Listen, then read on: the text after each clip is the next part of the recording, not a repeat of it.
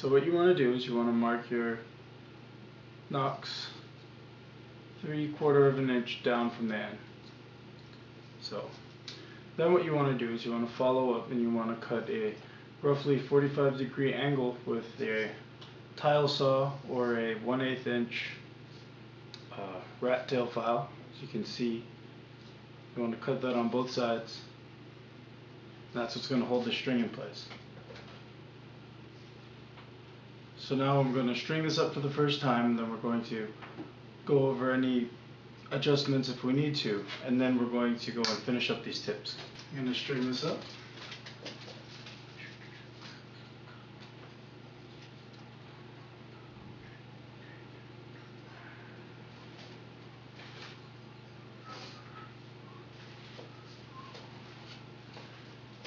Right, there it is. You can see. So, like with the other bows, what you want to do is you want to figure out which side is bending more. It's this side, so this is going to be the top, so you can see.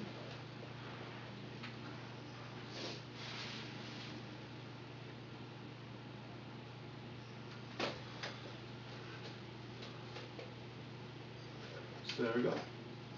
So this bow looks like it's bending fine. Doesn't look like there are any problems with it, so tips are lining up fine. So we're just going to go ahead and we're going to finish up the tips here. So I'm going to show you how to do that. What you want to do is you want to mark 1/4 of an inch from the end here, 1/4 of an inch from the end here, and then you want to draw 2 lines from this to the center of your 6-inch mark here. 2 lines to make a V. You can see that. Now what you want to do is you want to cut that V out so that when we heat this, it'll become a nice tapered tip for the end of our bow. Alright, so what you're going to do is you're going to cut the other side, or I'm going to go cut the other side, and then I'm going to show you where to go from here. So that you've cut both sides, what you want to do is we want to actually put both sides together like this. What we're going to be using is we're going to be using hot glue. Now you could use any kind of adhesive really.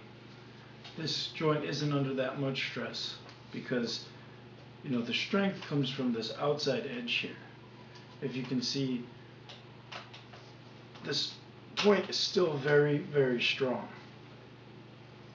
The string will ensure that they both get pulled together because you can see one side pulls and the other side pulls. So the glue is mainly just to keep this from wobbling from side to side, and it also serves to kind of hold this together so it doesn't make any noise. And if you choose not to cover this up, then you could always paint over the glue and you can actually hide the seam. So what I'm going to do is I've got my heat gun over here. You could use a torch or a lamp. An alcohol lamp works really well.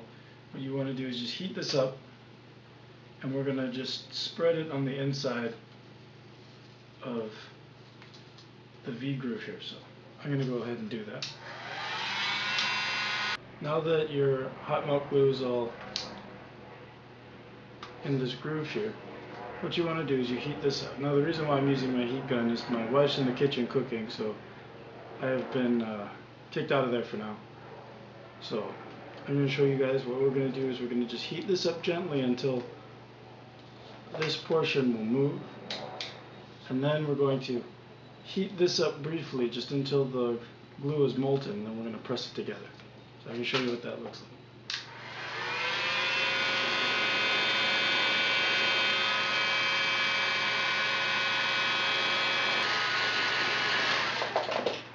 Alright, then you just want to go ahead and press them together. Make sure both sides are even, that you're putting equal force on both sides.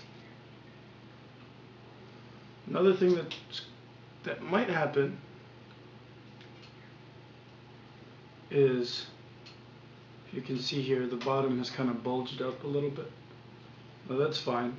That'll actually help your string track on the recurve here so it doesn't slip off. So while you're doing this, you want to actually sight down the bow and make sure that your recurve is lining up with the rest of the bow. Let the glue set. This tip is essentially one piece again. So what you're going to do is you're going to do this to the other side, and then we'll clean this up and finish it up.